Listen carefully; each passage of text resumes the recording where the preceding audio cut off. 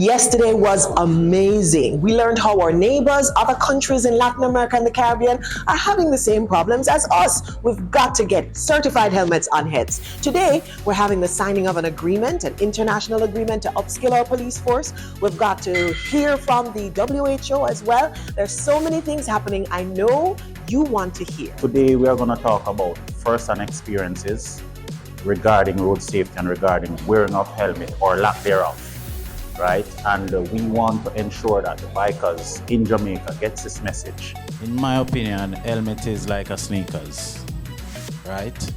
Now, the flashier the helmet, the nicer the helmet, it's the more they will be encouraged to wear it. Let me also hasten to say that the best helmet is an approved helmet. Oh, it was a great experience. Lots of sharing of information. It was nice to hear from other countries, what is happening in other countries.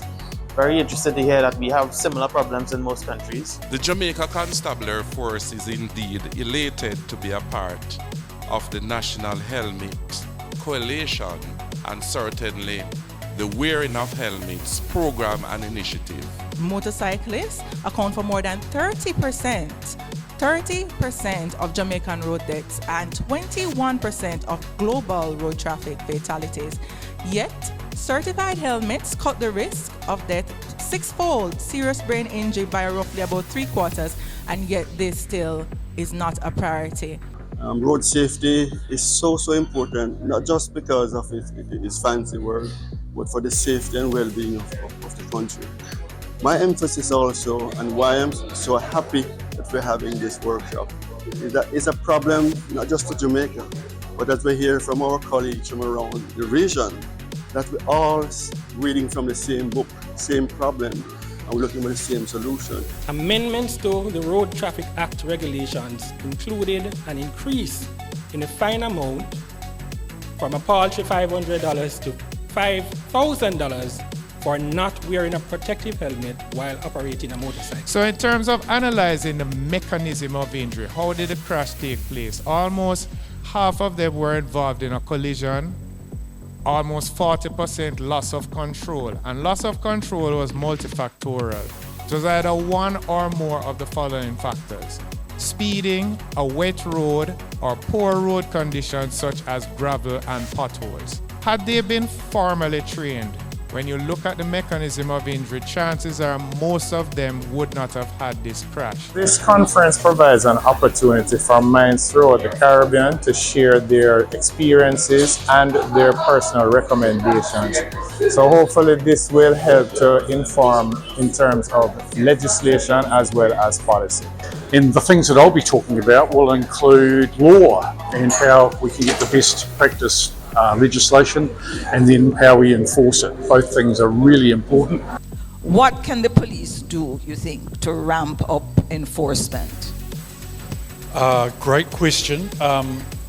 One of the things we'll be doing a little later while I'm here, Monday, Tuesday, is talking to police about all the issues and impediments that they're facing in their enforcement, but just some examples from other places around the world.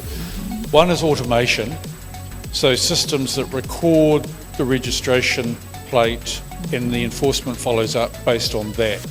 But it does require laws that allow that and very robust registration systems. We had some really great discussions relating to the impact of disabilities caused by motorcycle crashes, what the Jamaican experience is, the social impact of it, as well as the economic impact of post-crash care. What does that look like for Jamaican motorcyclists as they struggle to live in this new reality of having life-altering injuries? We also were able to, very importantly, sign off on a memorandum of understanding to deliver a 2-year capacity building program for the Jamaica Constabulary Force, and this will empower the force to enforce helmet wearing regulations and to influence behavior change towards greater compliance for helmet wearing here in Jamaica.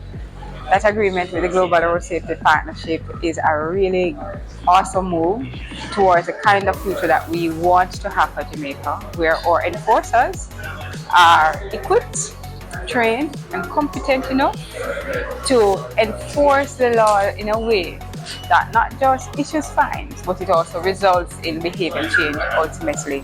Thank you for coming on this journey over the last 2 days with us. Though we have covered much ground through dialogue and knowledge sharing, there remains more work to be done. We encourage each individual here today to make a personal commitment to act, advocate boldly for standardized testing, collaborate across borders for greater impact so that we can transform lives and make helmet wearing the norm. Thank you so much.